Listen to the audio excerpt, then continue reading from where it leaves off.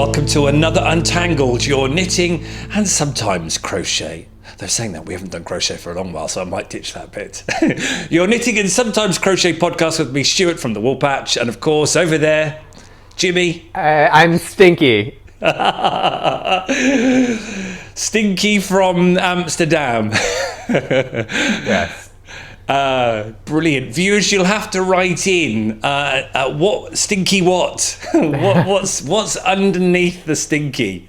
I think you might have just gotten a little bit of a glimpse of it accidentally. Yes. But don't move any higher. Look at us in matching colour palettes.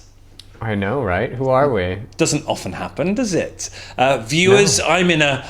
viewers who are listening to it, viewers or listeners even, who are perhaps out walking the dog or driving the car, I'm in a sort of dark lavender, and Jimmy, you're in a, would you call it light lavender or mauve? What would you call that colour? Just like a light purple, a delicate, demure purple. A delicate purple, absolutely brilliant. Yes. With bright yellow intarsia letters spelling out Stinky. Brilliant. Okay, good to see you again, Jimmy. Here's 3 questions, and on these 3 questions you're going to love some photos of me coming up in a little while, so listeners, you might want to race home to have a giggle at some pictures. Here we go. Question 1. Bertus. I love questions from Bertus. Thank you for listening and watching and sending them in. I've seen a lot of knitters on Instagram dropping stitches as a design technique. I think some look amazing, but it makes me question the overall stability of the object when I see it. Some drop the stitch all the way down to the cast on. Are you familiar with these, and what are your thoughts on them? As a side note, I have done some drop stitches, but it's always like 2, 4 or 5 below a stitch that you knit into. Never just drop to cast on or drop with no supported knit to keep the stitches from continuing to unravel. Great that you've experimented with that, Bertus, but I know what you're talking about. I have to say I'm a lover of this technique. Jimmy, what says you? I think it's good. It's a lot of fun, and it makes knitting a lot quicker. That is for sure. But yeah, what it is, just in case you don't understand, is what you typically do is you do some sort of cast on with some yarn overs or a yarn over in it, and then you just sort of like, let's say, knit stockinette in around regularly. And then once you get to the finished part of the piece, you take that one stitch that corresponds to the yarn over and you just pull it. And there becomes these, you see like ladders, they're like elongated ladders in between your 2 stitches. And I think it's a lot of fun. It's a good way to get some like airiness, some laciness without necessarily being too feminine. And it's fun to make. Mm-hmm. And where you position those drop down stitches. So I told you about those photos. Look, boy, we're not saving it to last. We're going straight into it. I made a top early lockdown. So we're talking, 2000. And by this point, my hair was getting very long because we couldn't go to the hairdressers either. But you'll have a giggle at this, but you'll see the technique in mind. Ready? Look at that! Oh, wow. Look. I'd seen this technique and I thought, I want to do this. You can see the drop stitches there. Let me cut to another photo. There's the technique. Now, Bertus, I wanted to drop it right down, literally to the bottom. I know some people do it differently, but there's that stitch in action. And I had fun with choosing the placement. I think I went for left nipple and right nipple, and then a nice sort of double drop under the neck in the center. There you go. So you can see me now starting to unravel that. And that's the fun part, ripping that stitch down to create that ladder effect. I love doing it, but I had this design idea to put in some blue. I'm no designer, Jimmy, at all. It looks like you had fun, though. I had fun doing it, but you know when you finish an object and you're like, I wish I never put that blue in. I tried to cut the blue out, and I ended up accidentally cutting the yarn. So, of course, where did it go? It just went in the bin. Berta says about the stability of it. What can you say about that, Jimmy, do you think? So I have also knit a full thing with this technique. I did a pieced drop shoulder thing. I just freehanded it, and I made it like ribs. So there was like a drop stitch that in like 3 stitches, drop stitch and 3 stitches, and that's kind of how it went. It was beautiful until I washed it and ruined it. So, but I really like it because for me, I'm like so pasty white that in the summer I want something breathable and airy, but I also need something that really covers me, and this was a perfect solution. Anyway, the problem was I think I used superwash yarn, but the deal is that hanging stitch is about as wide as 3 or 4 stitches, depending on your tension, and it's not structural. There's no knot in it to make a knit stitch. It's just kind of droopy there, for a lack of a better term. And it also sort of like sags in those spots. So structurally, it's not incredibly sound. That's why when I did it with seams, because seams add structure to something. So if I seamed it up, I at least knew that the shoulders weren't going to shift and that the sides would stay fairly the same, sort of thing. So that was the idea behind it. But no, it's not a very structural technique. It's very drapey, and it is a mood. It is not something that gives you a ton of, purpose to the garment. And I think that's why with my one, when I was playing around with that technique, I literally just had it, both nipples and in the middle, and that was it. So therefore the structure wasn't too impeded, but yours was drop stitch 2 or 3, drop stitch 2 or 3. So yours was heavily meshy then, yeah? Yeah. So I think, it went super fast. I couldn't try it on because I think it was like 70 stitches on the needle for like a fingering weight garment for me, which is, I'm thin. I am not that thin. So it was very like minimal amounts of stitches. And when you dropped all the stitches, it really lengthened and it grew in width a considerable amount. So yeah, but these are things you need to think of when you're doing it. There are a couple of designers that have it in. I know that there are a couple that have it with cables that I really like. I just did something a little bit more plain.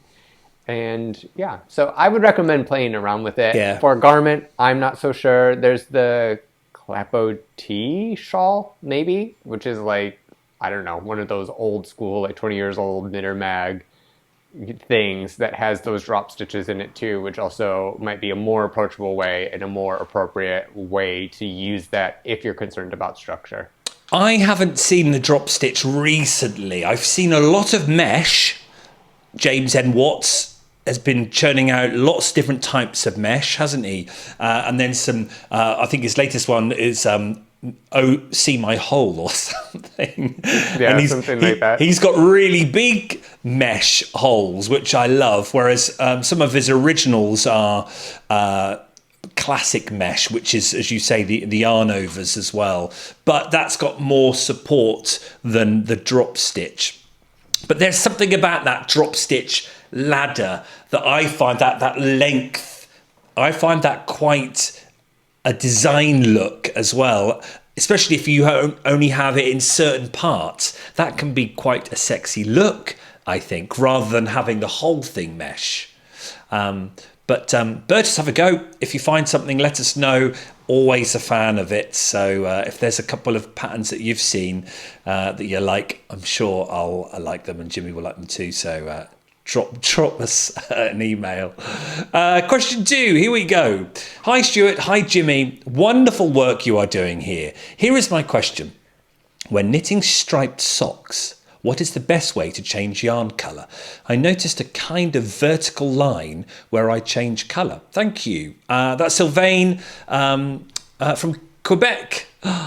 If I've said the name correct, Sylvain, I hope so. But otherwise, Jimmy, socks, stripes. I think we know what's going on here, don't we?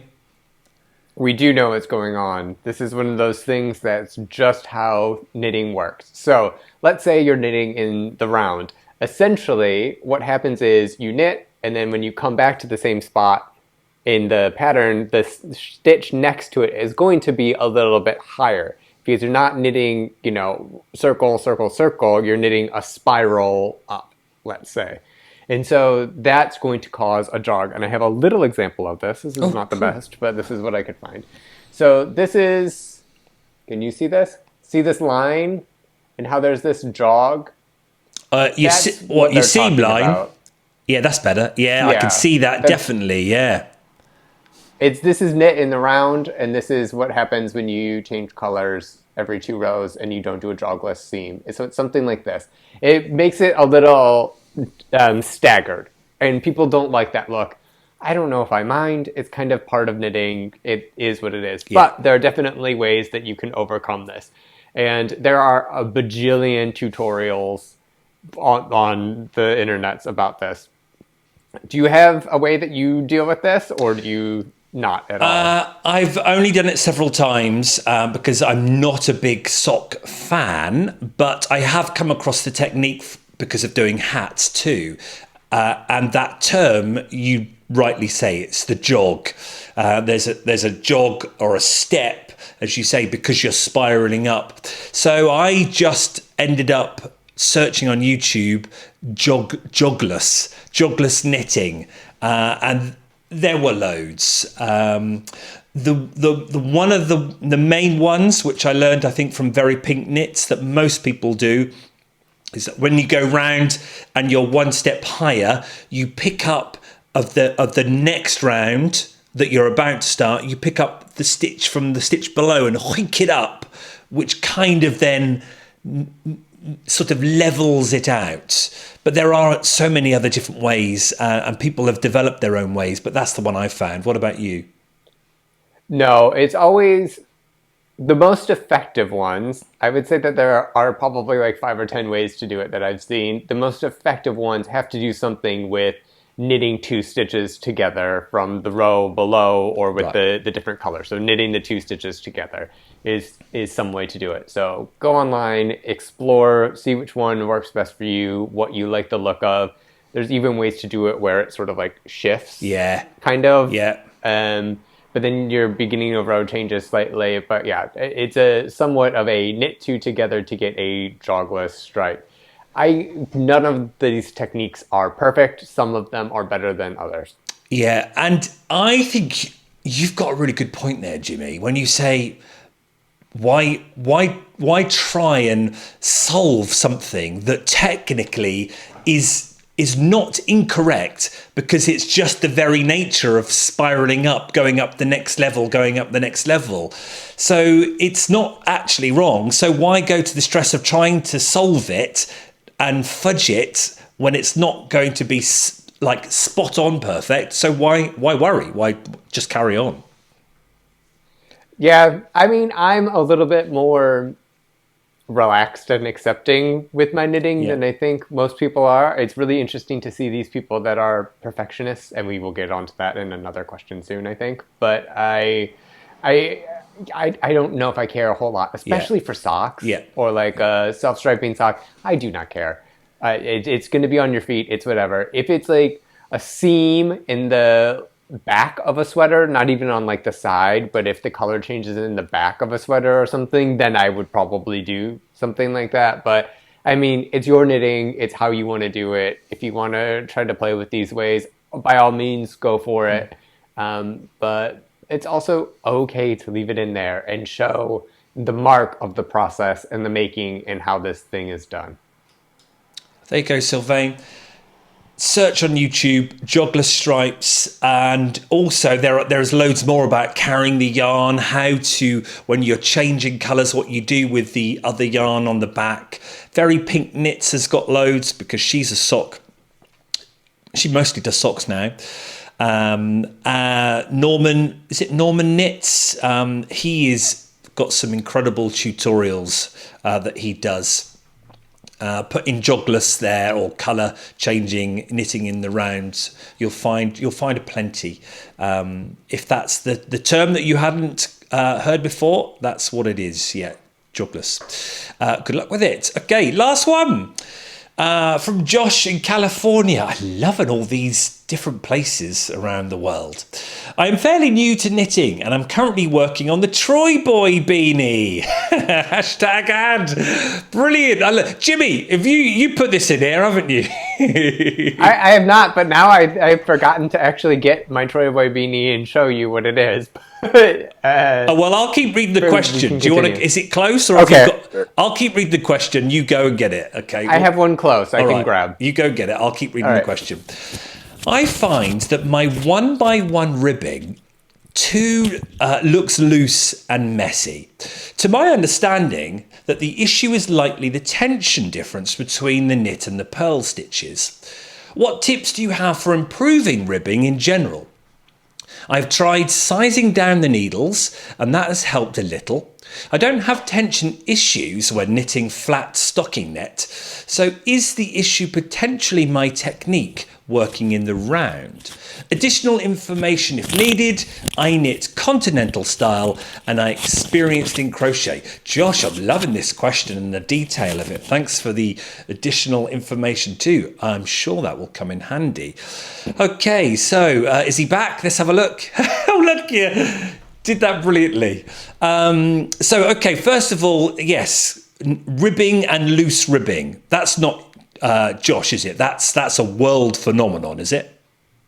That's not Josh. It's not the pattern. It's something that happens. There are ways around it and there are ways not. So we are talking about the Troy Boy beanie. This is a pattern by me. It's a DK 1x1 ribbed hat. Of course, the only one I have close by is black because this is close to where I wear it.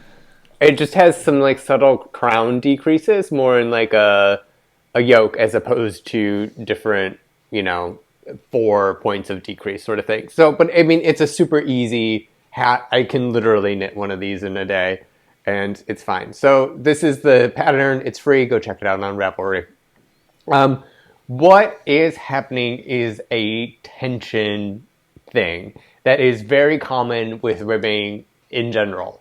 And what is happening is, and I didn't have anything, I looked in my hat stash to see if I have this on any of my hats, and I don't because I knit funny. But the knit stitch is usually a bit looser, and then the purl stitch is a little bit looser when it goes from knit to purl.